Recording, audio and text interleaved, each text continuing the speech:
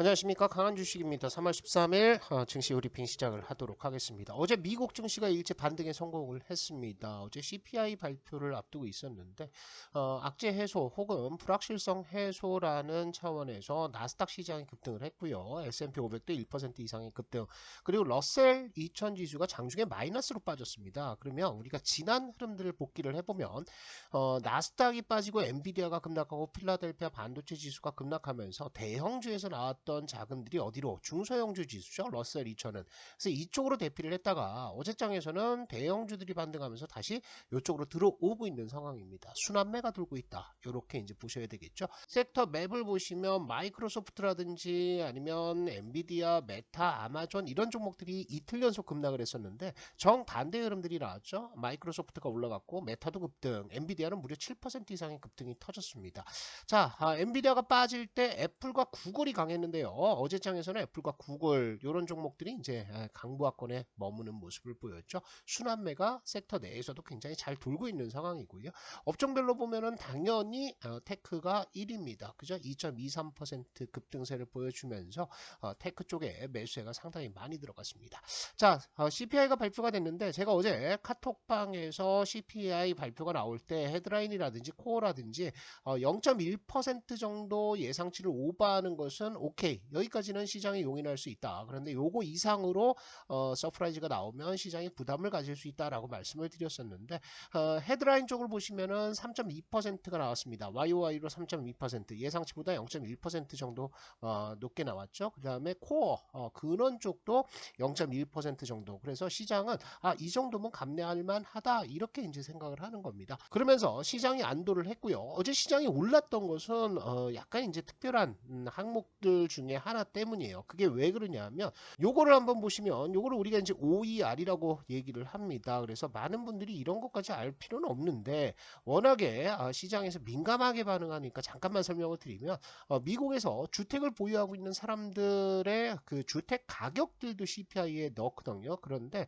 요 OER이라는 것은 주택을 보유한 사람들의 집값이 어떻게 됐느냐, 요거를 나타내는 수치가 되겠습니다. 그런데 이게 이제 0.4%가 나왔습니다. 그런데 지난달에 CPI가 튀었죠. 그런데 여기에서 OER이 몇 프로를 기록했다? 0.6%를 MOM으로 기록을 했다라는 거예요. 그래서 이게 만약에 추가적으로 올라간다, 아니면 여기에서 계속 0.6%, 0.7% 이렇게 버틴다라고 했을 때는 연간 CPI 예상치가 전부 다 올라가야 되는 거거든요. 그래서 이제 시장이 긴장을 했었는데 이것이 0.4%로 다시 내려왔습니다. 그러니까 CPI에서 가장 큰 부분을 차지하고 있는 것이 쉘터입니다. 이 쉘터, 렌트비 이쪽인데 이 주거비 쪽에서 안정이 나온다라고 했을 때는 CPI가 그래도 크게 올라가지는 않겠구나, 이런 이제 안도감이 작용을 했다라는 거죠. 그래서 어제 미국장에서 CPI 발표 이후에 약간 안도 랠리가 나오는 모습들이었고요. 엔비디아는 제가 이격 해소 과정이다라고 말씀드렸습니다. 추세가 꺾인다라고 말씀은 안 드렸어요. 그래서 11선까지 조정을 받고 다시 이렇게 끌어올리는 모습들을 보여주고 있습니다. 이격들이 계속해서 이렇게 줄여가면서 간다는 것은 상당히 시장이 견고하다라고 보셔야 될 것 같아요. 그래서 7% 이상의 급등이 나왔지만 무작정 엔비디아를 비롯해서 반도체 관련주들 막 추격하면 안 되는 이유가 이번 옵션 베팅 물량이 상당히 많아요. 그래서 이것을 이제 소화할 때는 또 한번 변동성이 나올 수 있다라고 이제 여러분들 머릿속으로만 좀 기억을 하시면 좋을 것 같습니다.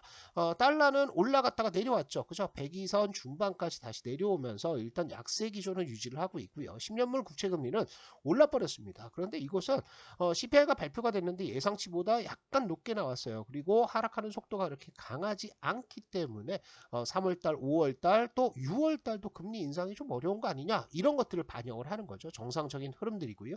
빅스 지표는 16선까지 갔다가 지금 14선 아래로 다시 안정화 국면에 있습니다. 그래서 매크로 쪽에서는 크게 우려할 필요가 없습니다. 자, 외국인들의 현물 매수세가 계속해서 약화가 되고 있죠. 어제도 3,700억 정도 순매도를 했습니다. 그래서 5거래일 연속 5거래일 동안 보면은 하루를 제외하고는 꽤 많이 팔았습니다. 1조 원 이상의 현물 매도가 나왔고요. 반대로 외국인들은 이렇게 코스닥을 어제 담아주는 모습들이었는데 어제 코스닥에서 상승하는 흐름들이 나왔던 것은 요겁니다. 그죠? 에코프로비엠이 어제장에서 한 7% 가깝게 급등을 했고요. 에코프로도 역시나 강세를 보였습니다. 6%대 상승 나왔고 LNF, 홀딩스, 포스코 퓨처엠 전부 다 강한 모습을 보였는데 그렇다고 해서 배터리가 다시 주도 업종으로 올라서느냐 그렇게 보기는 어렵습니다. 첫 번째는 주도 업종이 한번 이렇게 큰 시세 랠리 2년에서 3년 동안의 시세 랠리를 보인 이후에 주도 업종이 꺼지거든요. 완전히 이제 바닥으로 꺼져버리면 그 다음에 상당 기간 조정이 필요합니다. 그런데 이게 1년도 안 돼서 다시 올라간다? 그렇게 보기는 어렵습니다.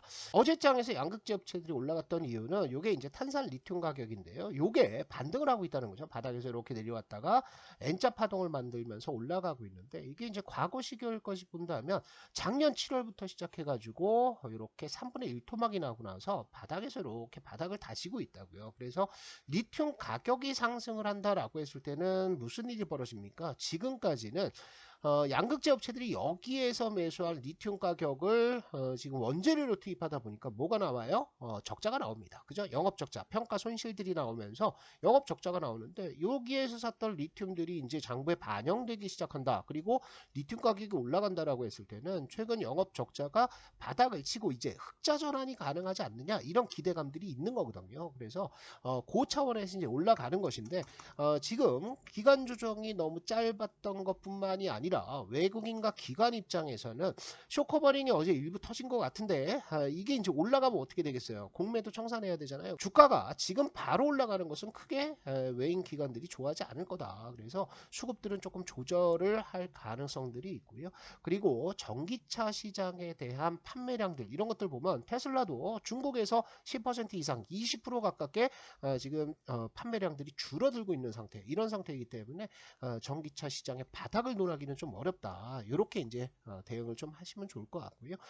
지수 흐름들을 보시면 코스닥이 더 강합니다. 그죠? 코스닥이 요 저항선 여기하고 여기 만나면서 만들어진 저항선을 돌파하고 볼린저 밴드까지 돌파를 했습니다. 그래서 강세 기조가 좀 이어가고 있는 상태고 코스피 시장은 박스권이라고 말씀을 드렸죠. 그래서 요 박스권에서 저점을 높여가고는 있는데 여기 돌파가 오늘 나오는지를 한번 보도록 하겠습니다. 일단 우리 지수는요 글로벌 증시에서 상당히 잘 버티고 있는 상태입니다. 그리고 그 중심에는 여러 업종들이 돌아가면서 가고 있지만 SK 하이닉스를 비롯한 테크 쪽의 강세가 도드라지게 보이고 있는 상태죠. 이렇게 6개월 이상 가지고 갔던 이 상승 채널을 돌파하고 안착해서 올라간다는 겁니다. 시장의 중심은 여전히 테크 쪽이다. 이렇게 보시면 좋을 것 같습니다. 자, 내가 중장기 투자하기 싫다라고 하시는 분들은 제가 이렇게 매일같이 추천주를 올려드리고 있습니다. 그래서 오늘도 이제 추천주 말씀을 드렸는데 어제는 대주전자 재료를 장시작 전에 말씀을 드렸죠. 뭐 종목들 보시면 베팅할 만한 종목들 많아요. 자, 대주전자 재료 보시면은 어제 11% 이상의 급등이 나왔습니다. 그러니까 어디가 포인트냐 이런 겁니다. 하락하는 추세에서 수렴을 하고 나서 볼린저 밴드를 강하게 뚫고 거래량이 터졌다. 그러면 여러분들 여기서 베팅 나가도 돼요. 그런데 나는 좀 낮게 사고 싶다 하시는 분들은 안 잡혀도 좋으니까 어디 11선 요 빨간색 선이 11선이거든요. 11선 근처 위아래에다가 이렇게 매수를 대놓는 거예요. 그죠? 이게 N자 파동입니다. 그래서 이렇게 급등세가 나오는 모습을 보여주고 있고 이런 차원에서 본다고 한다면 대한금속도 어때요? 대한금속 작년에 급락하고 난리가 났었는데 이때 전부 다 물량들 다 털렸죠. 그리고 나서 매매집이 여기서 들어갔습니다. 그죠? 여기서도 똑같습니다. 자, 이렇게 급락하던 주가가 올라가서 볼린저 밴드 돌파했다. 그죠? 그러면 내려올 때 사는 거예요. 11선 위아래에다가 매수를 대놓고 요 구간에서 사면 이게 N자 파동 나온다는 거죠. 그게 지금 나오고 있다. 거래량이 많지는 않지만요. 이렇게 올라갔다가 지금 내려온다 그랬을 때 11선에서 담아보는 거죠. 위아래에서. 그래서 매수 타점 슬슬 나오고 있는 상황이고 KH바텍 얘도 볼린저 밴드 돌파했는데 얘는 안 주고 가고 있죠. 그러면 어떻게 되겠습니까? 이 KH바텍은 200일선의 저항에 들어가고 있어요. 그죠? 200일선 한 번에 뚫기가 어렵습니다. 그래서 200일선 갖다 내려오는 구간에서 여러분들이 공략하면 재밌는 흐름들이 나올 수 있다라는 것들이죠. 과거에도 200일선을 보시면 이게 한 방에 뚫지를 못해요. 여기서도 보시면 갔다가 맞고 떨어지고 그 다음에 돌파가 나오거든요. 그래서 이런 흐름들을 여러분들이 패턴상으로 기억을 하셔라. 이렇게 보시면 될 것 같고 오늘 종목도 올려놨으니까요. 여러분들 추천주 여기서 확인을 하시면 될 것 같습니다. 주의하실 것은 요 신용이 늘고 있어요.